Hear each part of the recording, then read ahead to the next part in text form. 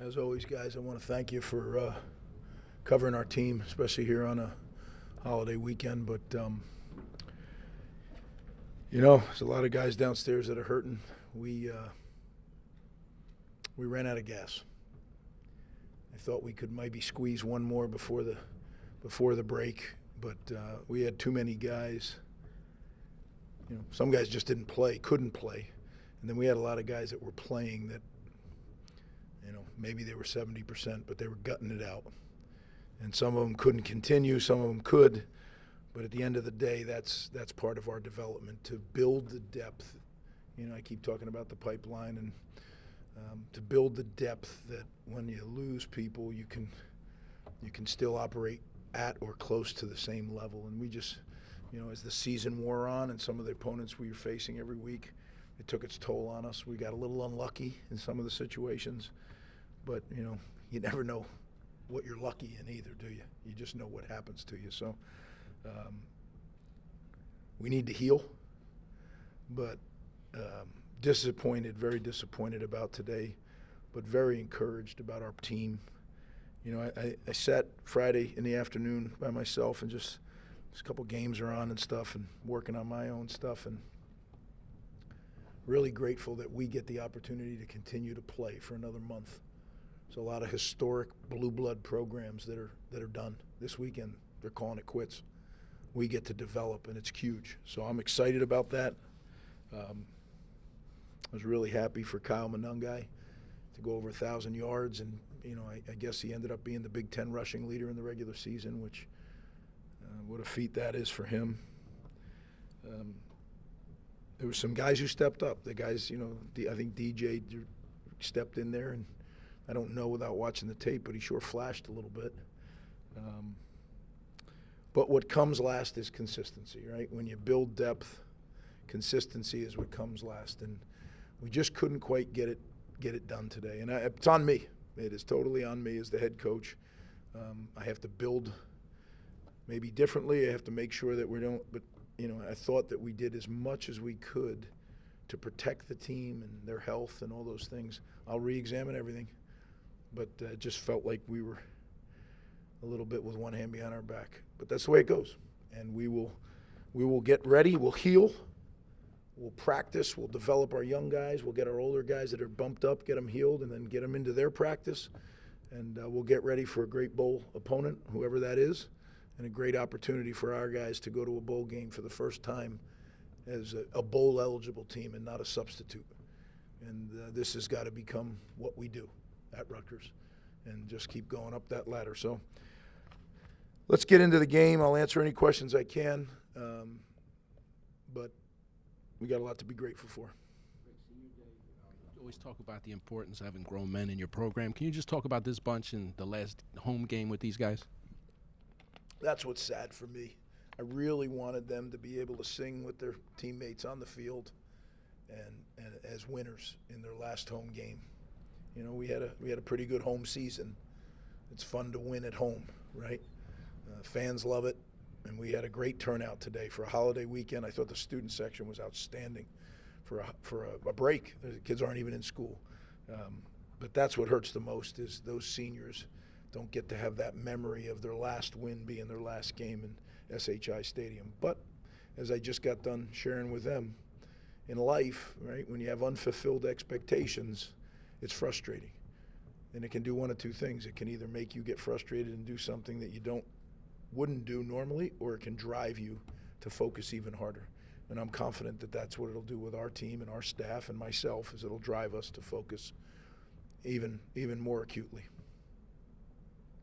What did you think of how Gavin played today and this whole season? Have you seen enough growth and improvement from him that you feel confident that he is the guy next year moving forward, the solution at the position? We still have this year. We still have a game. As I told them, we will play another game in 23, and I can't wait. All that stuff happens at the end of the season. All those considerations, all those thoughts, all that. What I think is he's truly developing in a very big way. He is the quarterback of a team that's going to a bowl game. And as I said, you just go down the list of the guys that aren't, and he's the quarterback of that team. 18 touchdowns himself this year, either throwing or running. I mean, yeah, he's not He's not ready yet. Consistency comes last. But he's done some really good stuff. Today wasn't his best day, but, I could say that for a lot of guys. One guy does not a team make. It's everybody playing together, everybody executing together, and we need to continue to improve. Yep. What was Maryland able to do on their first few possessions to kind of get the defense in some tough spots and kind of find some holes there? Yeah, I thought that, it was more some individual, we got beat. Now, is it us not having people in the right position? I got to look. I hope that's not it. It just looked that we were a step behind, a step slow, and we haven't looked that way. We definitely lightened up the last 2 weeks to try to get them to the finish line, but maybe I didn't do it enough. That's why I say it's on me. I told them I got to figure out a way to make sure that we continue to move forward, and we didn't do that today. We struggled today. Greg, do you feel like the style of offense lends itself to you guys running out of gas when you reach this point in the season? It's an interesting question. I don't think so. But the fact that you asked it, I probably need to think through that a little bit. I don't. I think it's a style that you build your program to, and I think it's a style that's very, very flexible. When we develop and when we grow up at certain positions, I think things are going to change a little bit. To win 6 games this year and to be bowl eligible, this is the way that I thought we could do it. And I think our staff, Coach Shiraki and Coach Harasimiak, we work at that together. I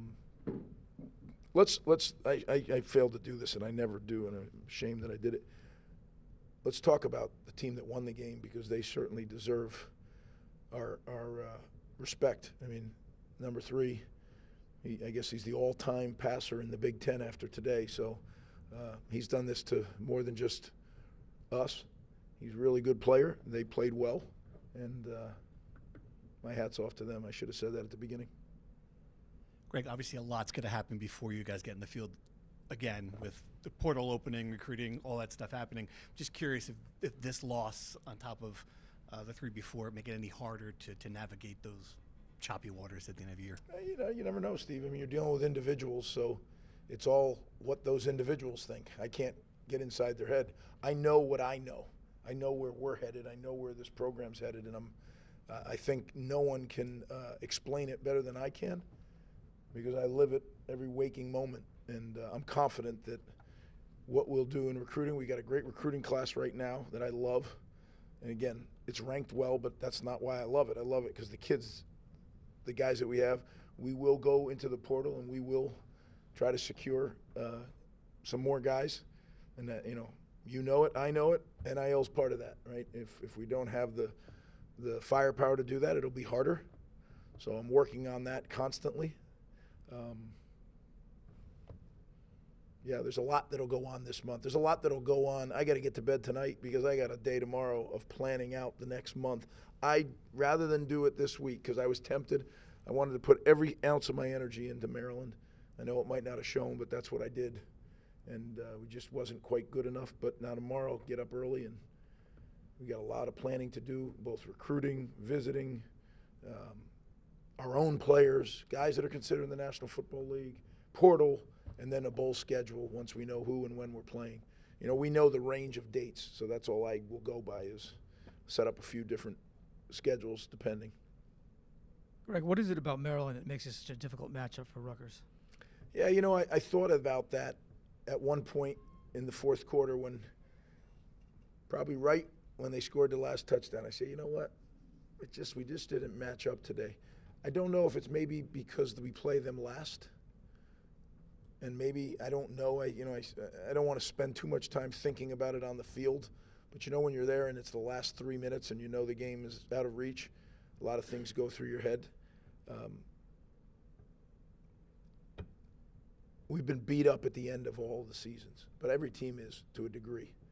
I guess they did a little better job of keeping healthy because they had more of their original starters out there playing. We need to develop guys, and we need to keep our guys a little more healthy. So I got to figure that out.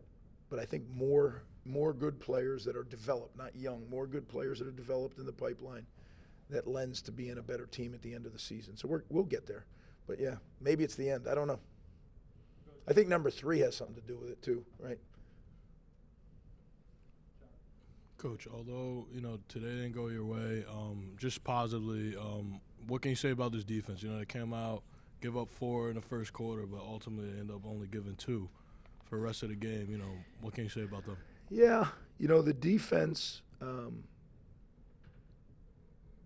was a little kind of like chipping away. Like we lose Reem, who is just an absolute one of our best players on the team, Tyreen Powell. And then we have some guys that are out there playing like, seniors. Mayan Hanatu wanting to play his last game, really hurting.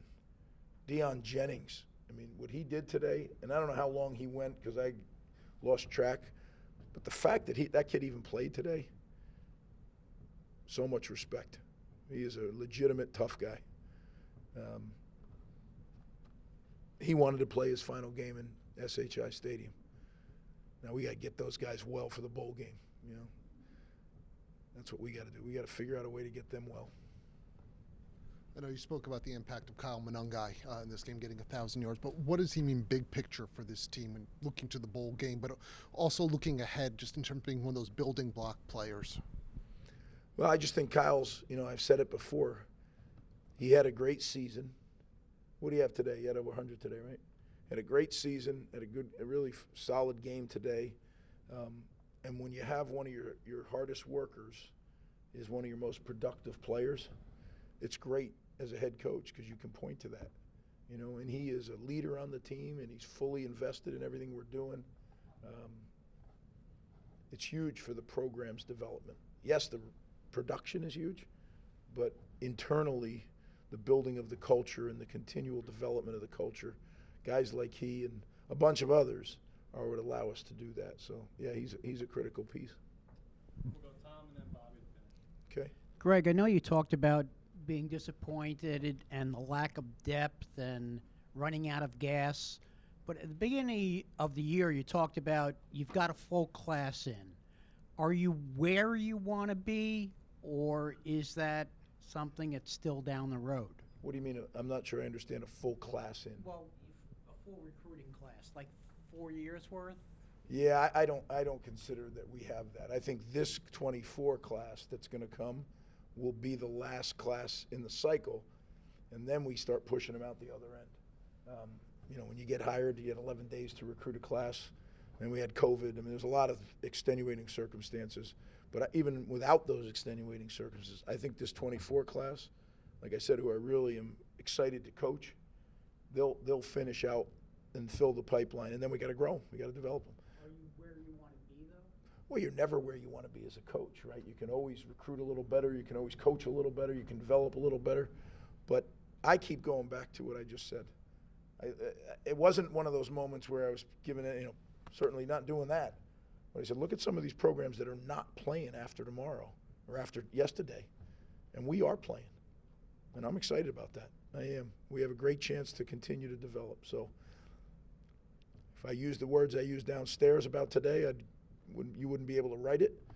I feel that angry about today because I wanted so badly for those kids to go out. But when I look at it moving forward, I can't wait. I can't wait to wake up tomorrow and lay out the schedule and get ready to go attack this development. And the next time that we're after a game, hopefully we're celebrating a bowl win.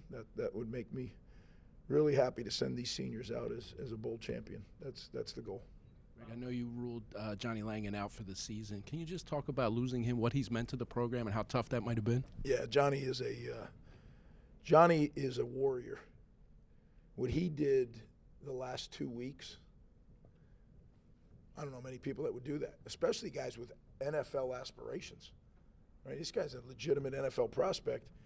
He loves Rutgers so much that he waited to get the cert. He was going to wait till the end of the year, and then he injured something else last week, so now he has to do it. But I got so much respect for that kid. And when we started here, he was a quarterback. And when he didn't win the battle and we moved him to tight end, he said, Coach, I'll do whatever I can to help this team win. And boy, did he do that. He was the PP on punt. He did so many things for us. And today, I told him, I said, I know how hard this is for you because you're a football player, not a football watcher. But you can help this team. And he did. He coached and he fought and he did everything he could. So, yeah, it's hard. It's hard for him, right? But he'll get the surgery and he'll start mending, and hopefully he can have a great NFL career. There was really something that I wanted to mention, and it's sad, really sad. But St. Joe's in Montville is part of the New Jersey football community, and they had such a tragedy. And our program, our hearts and our prayers are out to Rocco Rodden's family, but also to the St. Joe's program and all those kids. We had a bunch of St. Joe's kids here today and coaches, and it's just a tragedy to lose a young guy like that. But like I said, our hearts and prayers are out to them. And sometimes for someone like me, it puts it all in perspective. And doesn't mean we're not going to keep fighting, but I wanted to share that and send my condolences out from our entire program. It's so pointless, so useless. The value of life, for that to happen is sad. But again, guys, I appreciate it. We'll meet again after the bowl game, right?